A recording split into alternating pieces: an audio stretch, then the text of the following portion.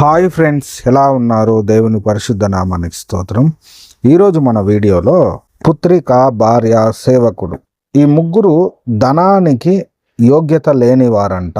అంటే ఈ ముగ్గురు ధనాన్ని తీసుకునేదానికి, వీళ్ళు చేసిన పనికి గని డబ్బులు తీసుకోవడం గని దానికి గని యోగ్యత లేనివారు అనేసి మనుస్మృతిలో రాయబడి ఉంది. ఆ విషయాన్ని చూడండి. చూసేటప్పుడు ఈ వీడియో కేవలము ఎవరెవరైతే క్రైస్తవులను నిందించి దూషించి సోషల్ మీడియాలో తప్పుగా ప్రచారం చేస్తున్నారో, బైబిల్ని బూతు పుస్తకం అని మాట్లాడుతున్నారో మతోన్మాదులకు మాత్రమే ఈ వీడియో వర్తిస్తుంది.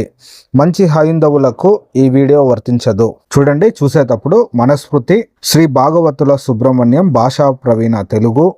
దీని యొక్క ముద్రణ జనవరి 2024లో జరిగింది. దీని యొక్క పబ్లిషర్ నవరత్న బుక్ హౌస్. చూసేటప్పుడు ఈ యొక్క బుక్కి శ్లోకాలకి నంబర్లు ఉండవు. 8వ అధ్యాయము పేజీ నంబర్ 321. ఇక్కడ చూసేటప్పుడు చూడండి, శ్లోకము దాని యొక్క తాత్పర్యము. మనువు మొదలగు మహర్షుల వచనం ప్రకారం పుత్రిక, భార్య, సేవకుడు అనే ఈ ముగ్గురు ధనానికి ప్రత్యక్షంగా యోగ్యత లేనివారు. ఒకవేళ వీరిచే ధనం సంపాదించబడినప్పటికీ అది వారెవరి సంరక్షణలో ఉంటే వారి పరమవుతున్నది. చూడండి, ఇక్కడ మనువు మళ్ళా మహర్షుల ప్రకారము, వాళ్ళ యొక్క అభిప్రాయం ప్రకారం, వాళ్ళ యొక్క ధర్మం ప్రకారము. చూడండి, అనేక మంది ఇప్పుడు మనం చూసేటప్పుడు సోషల్ మీడియాలో వచ్చి బైబిల్ గురించి తప్పుగా మాట్లాడుతున్నారు. కారణం ఏమంటే వీళ్ళందరూ ఈ మను ధర్మశాస్త్రాన్ని, ఈ సనాతన ధర్మాన్ని వాళ్ళు స్థాపించాలి, మనదేదో పడిపోతుంది అనుకొని బాధపడుతూ బైబిల్ గురించి అనేక మంది స్త్రీలు ముఖ్యంగా మాట్లాడుతున్నారు.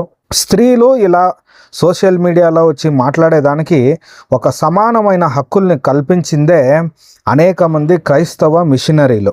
ఆ విషయాన్ని మర్చిపోయి వీళ్ళు సనాతన ధర్మం ఏడో పడిపోతుందనేసి దాన్ని నిలబెట్టాలనేసి వీళ్ళు వచ్చి ఈరోజు మాట్లాడుతున్నారు. చూడండి, ఈ స్త్రీల గురించి ఈ మనుస్మృతిలో అనేక విషయాలు రాయబడి ఉన్నాయి. మా ఛానల్లో వీడియో చేసి అప్లోడ్ చేస్తున్నాము, మీరు కావాల్సింటే చూడొచ్చు. అయితే ఈరోజు మనం ప్రత్యేకంగా డిస్కషన్ చేస్తున్నటువంటి విషయం ప్రకారం చూస్తే, చూడండి, పుత్రిక అంటే స్త్రీలు, భార్య అనేగానే ఒక స్త్రీ.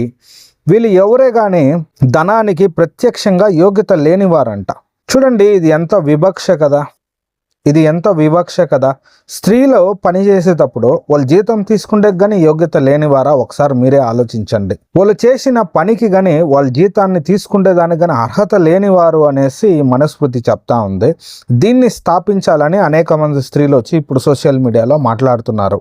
మళ్ళా చూసేటప్పుడు అనేక మంది సేవకులు, అంటే పని చేసేవారు కానీ వచ్చి బైబిల్ గురించి తప్పుగా మాట్లాడుతున్నారు. చూడండి, ఇక్కడ సేవకుడు అనేవాడు కానీ ఈ ధనానికి ప్రత్యక్షంగా యోగ్యత లేనివాడంట. చూడండి, ఇది ఎంత మోసకరమైన కుట్ర అయిందో ఒకసారి ఆలోచించండి.